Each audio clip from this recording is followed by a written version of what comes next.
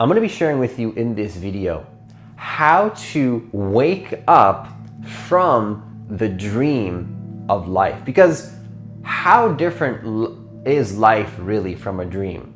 How different? Is there really that many differences? Or is there a lot of similarities? What if reality is a dream? What if reality is not so different from a dream than we think? What if reality actually is some form of a dream, but we're just not conscious of it and we're lost in the dream? I'm going to be sharing with you in this video how to open up your mind to that possibility, and I'm going to be sharing with you in this video how to wake up from the dream of life. So if you're new to this channel, what I want you to do is I want you to hit that subscribe button. I want you to hit that notification bell because I do post a new video every single day. Also, I do have a group program coming up in the next couple of months. So if you want more details on the group program, and if you want more, and if you want to be a part of the program, the link will be in the description box of the video as well. So the first thing that we can do to wake up from this dream that we call quote unquote life, which is just a word, is to understand that is there really that much of a difference between what we call life and a dream that we experience when we go to sleep at night? How different is it really? What's the difference? Well, one of the differences is that this reality seems to be more solid and it seems to have more continuity. But other than that, what really is the difference? A dream doesn't seem to be as solid as this reality, but this reality is, other than that, kind of like a dream. It's kind of like a dream. It's just longer, and it also seems to be more solid. So that's the first step. Ask yourself, how different is this reality from a dream really? How different is it? Is it really that different? Is it really as different as we make it out to be? It's like, oh, we go to sleep at night and there's the dream. And then you go back to this life and it's like, well, this is reality. But is it really? What if this is just a dream as well, but it's just more solid and it seems to be more continuous? And it is, but it's just something that we're experiencing just like a dream. Now, the second thing that you can do to wake up from the dream of life is, I want to ask you this question. Have you ever realized that you were in a dream before and then the dream actually became lucid? Now, this is going to connect with, what spiritual awakening is, because a lot of people have a trouble understanding how to realize who they are as consciousness. They try to understand, what is this? Like, people hear in spiritual videos like, oh, you are not your thoughts and you are not your body. But then they have a trouble really experientially, or at least realizing the formless one that is, because to realize who you are is not an experience. It's realize the formless awareness that comes before the experience. And so you hear people say stuff like that and it's like, okay, well, I've heard that, but I've never experienced it. So let's talk about this. Have you ever had a dream before, like I was saying, and then you become lucid? You realize that you were in a dream, right? So the key is, you were in that, and I want you to really think about this. Just forget about life right now. We're just talking about dreams, okay? We're not talking about life or spiritual awakening or anything like that. So you're in the dream, and then you realize that you were in the dream, right? You realize that you're in the dream, and then the moment you realize you're in the dream, you become lucid, and then you can start changing things in the dream. You realize that you have more choice than you thought you did previously before realizing that because before you realized you were in a dream, you were just kind of going along with the story of the dream, which is kind of weird to think about it, right? Because when you're in a dream, it's almost like you wake up and you're like, I literally thought that was real. Like, it wasn't just like, oh my God, that's a dream. It's like, before you either wake up in real life or you become lucid in the dream, it's like the dream was completely controlling you, right? Some people use the word autopilot. So it was just flowing on autopilot all by itself until maybe you become conscious that you're dreaming, and then you can start having more choice to experience the dream in a way that you would like to experience. Now, I want you to really think about this. When you realize that you're in a dream, what happened there? What happened there? You, as consciousness, realized in that moment, this is super significant, that you created that dream. All the people in the dream, all the monsters chasing you, or whatever happened in that dream, or even all the good stuff. You realize that you created it. You were the creator of your reality in that dream, right? You literally created that. Now, don't think about life right now. We're just talking about a dream right now, but I'm sure you already see where I'm going with this. You realize that you created the character you were playing in that dream. You, as consciousness, because in the dream, it wasn't you as the character. That's silly. The character didn't create the character. The one that was conscious of the dream created the dream and the character, including all the other characters around you, the consciousness. And then you wake up and you start changing it, right? And so you become lucid. Now, what if life was the same? What if you could realize the same thing, that you created yourself in this dream just as much as you created a dream when you go to sleep? And it's not, once you really understand what lucid dreaming is and you've experienced it, it's a very powerful, I don't even want to say analogy, but reference experience to compare a dream to real life.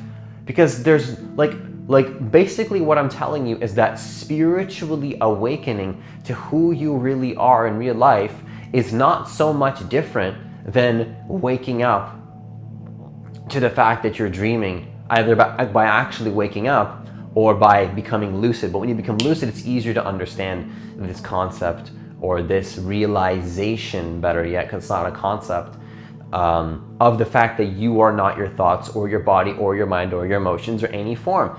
It's interesting because when you're in that dream, you literally created it, but you are the one that created it as the when I say you is a word in this case that is synonymous for the conscious observer that created the dream. And so spiritual awakening and waking up from the dream of life is no different. It's to realize nothing's really going to change right away. Waking up from the dream of life is just a realization of what was already there. Think about it like this. When you're in a dream, the whole time you created that dream, you just weren't aware of it, right? The whole thing was created by you, but you didn't know it. You didn't know that the whole time, all those monsters were chasing you, and even the good things happened, the bad things happened, the highs and the lows, and all this crazy stuff. The whole time you were creating all of that, but you weren't conscious of it. How insane is that? When you're in a dream, it's just you really get sucked into the story of the dream, right? And then you wake up and you're like, oh my God, what was that? You really believe in all the stuff. It's there's a strong belief and a strong attachment to the dream, but the moment you wake up, it's wow, none of that was real. And how different is life? Is it really so different? Is life any more real than a dream, other than the fact that it's appearing to be more solid? So if you ever became lucid, I want you to question, how is lucid dreaming similar to life? And so the last thing you can do to wake up from the dream of life is to understand that this character is just a character, okay? You are not the character that you are playing, okay? People always talk about oh, I want to become this kind of person, but it's just not who I am, right? That's just not the way I was born. I'm not wired to be disciplined, or to make money, or to start a business, or to be fit. That's just Francis, that's just not me. And what I would say to you, well, who are you really? Because right now, the way that we act is just a result of the way we were conditioned. And that's not just the way that it is. That can change just as much as it changed when you were born into that identity. That identity is not objectively the way that it is. It's subjectively the way you are now based on the way that you chose to be, probably unconsciously, but you can consciously make a choice to the identity that you want to be once you become conscious of the fact that the character that you're playing is not really who you are. And to say that you're inauthentic to play a different role is just simply not true, because authenticity and who you are being can always change in each and every single moment. Okay, so becoming a new identity and becoming a different role doesn't make you any less authentic.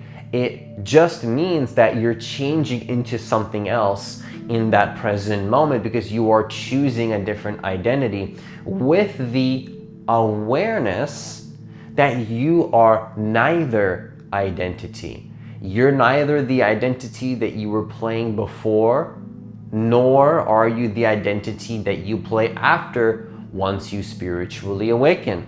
So it's like you wake up to who you are and you start maybe changing your thought patterns to be more positive.